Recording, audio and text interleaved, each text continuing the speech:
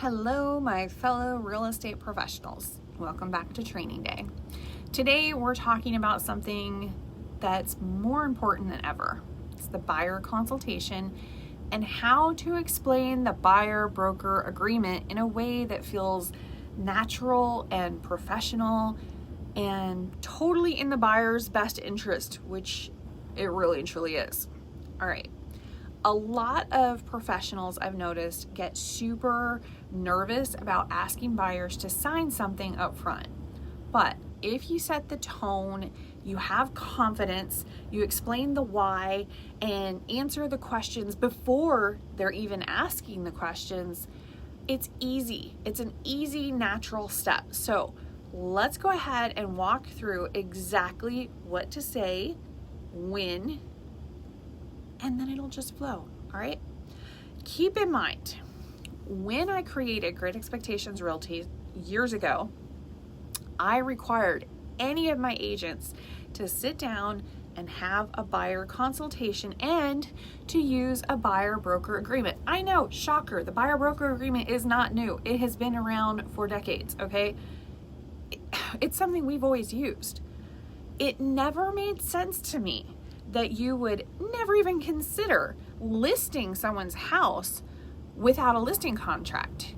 And you practice continually your listing presentation, but then when a buyer comes in, you ask them like what they want in a house, and you show them inside other people's homes, and you negotiate one of the biggest sales and transactions of their entire lives on their behalf, which will give them a 30-year commitment, and you don't even take the time to sit down with them and go over the basics and get a 2-page contract signed where everyone agrees to your role, your compensation, what's expected both you and what's expected of the buyer. Who would do that? It seemed crazy to me. Doesn't it seem odd to you? I don't know. Anyway, there's an added bonus of having the contract that I've always really and truly appreciated. That is, it weeds out people you don't want to work with. All right? It's great. Anyone that's not serious about buying a home, somebody that's not serious about making a commitment to the process and to work with you exclusively will not sign the contract, or they'll hem and haw about it, all right? Huge red flag. They're just waving that red flag right along, okay? Listen to it. Anyone that's playing games or using you as a glorified door opener and then going to leave you high and dry while giving their newly licensed cousin from 5 hours away that's never even seen your city before your hard-earned deal will not sign that contract. In other words, people you don't want to be dealing with anyway. All right, so don't look at this, oh, but it's commission. No, that's not who you want to work with. That's not it, okay? Let them walk away. So that, just the idea of signing the contract will help you immensely save your time for people that actually want to work with you. The buyer-broker agreement is a protection for you as well as the customer. If you put on the contract, for example, that you're going to get X amount of ducks, and then the seller or the developer offers you W amount of ducks, you only get X amount of ducks unless you get another renegotiated contract. Like, you're going to have to go back and talk to the buyer and renegotiate and explain why. It's all about transparency, okay? No kickbacks, no hidden compensations, nothing like that. So why would anybody, it's a question mark, okay? Why would anyone not want this? What were they doing in the past that makes them so against having a super basic contract with the buyer, the same as you would for any seller? Every single licensee that kicks up a huge stink about something this simple either makes me think that they need more education, which is totally fine, educate yourself, cool, or they're used to doing maybe some shady stuff. Either way, don't be that person, okay?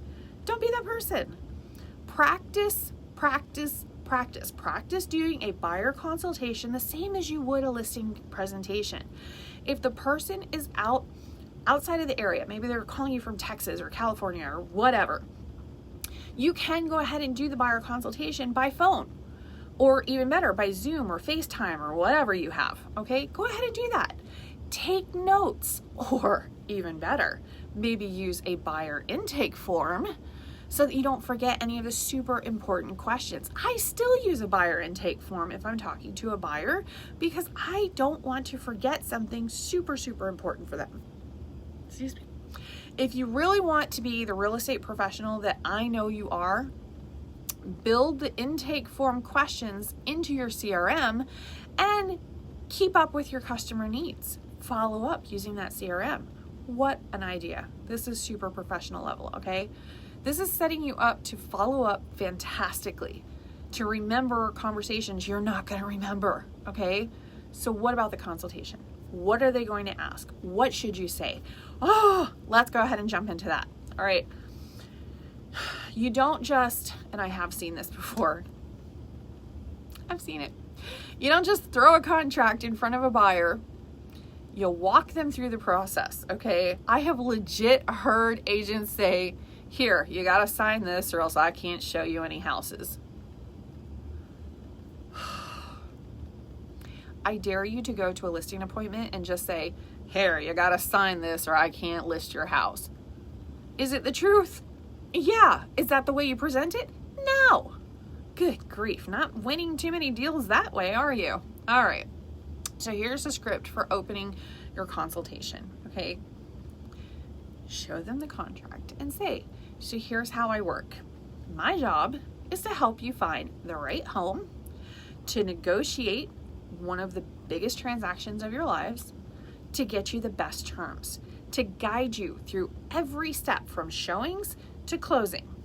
I will share my resources with you, like home inspectors, surveyors, roofers, septic inspectors, and countless others that you don't even know about. Whatever you need, I got it. And if I don't, I'll find it. I will also keep you on schedule so you don't miss any incredibly important dates, like your due diligence period or financing time frame. Those are super important. I'm going to be your advocate the entire way. To make that possible, I have something called a buyer-broker agreement. Let me explain why that's important for you. Did that sound the same as, you gotta sign it or I can't show you any houses? No, completely different. Completely different.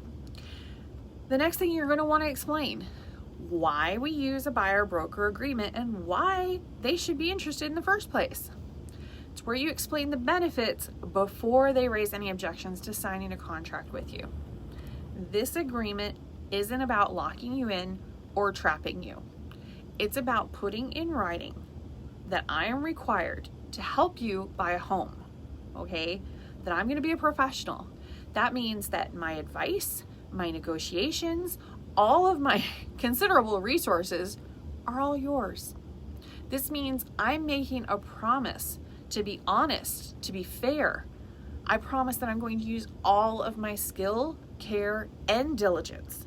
That I'm going to tell you all the known facts that affect the value of the property.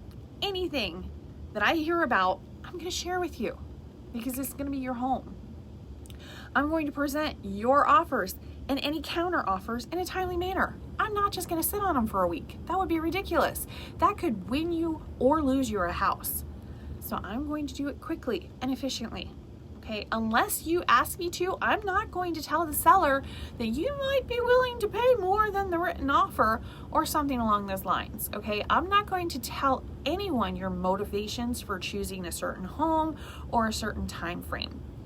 Any info you request to remain confidential will remain 100% confidential. Okay, it also makes sure you understand exactly how I get compensated.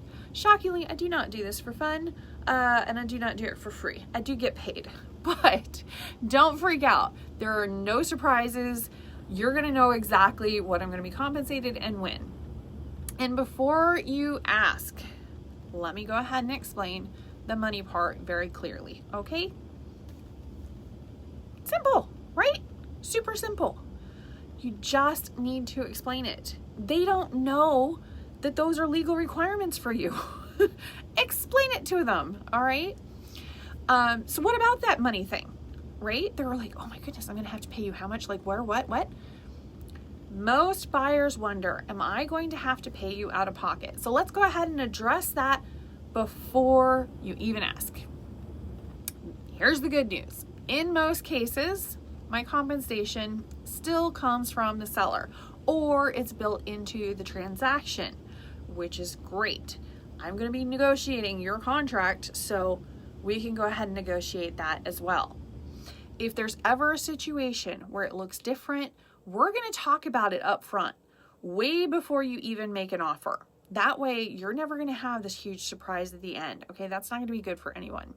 You're the one that's going to be in control, and I'm the one that's going to be transparent about all known facts along the way. Sound good? Cool. So, another thing you're going to want to explain to them, why in the world the buyer-broker agreement is in their best interest. You're like, yeah, sure it is. It actually is. Explain. This agreement is really for your protection. Without it, I couldn't fully advise you the way I want to. With this agreement, I can negotiate hard for you. I can point out any red flags. I can look out for your best interest every step of the way. It basically gives you a professional, an experienced professional in your corner. This is the contract that's going to hold me accountable to that. What if they ask, well, do I have to sign this? I mean, I just wanted to go and look at a few houses. I mean, well, first off, that's, again, red flag. But go ahead and address it. You know what? If they're thinking of it, go ahead and address it. I always recommend a buyer-broker agreement because it formalizes our relationship. It formalizes that I'm working for you. If you're serious about buying, it just makes sense to have an agreement.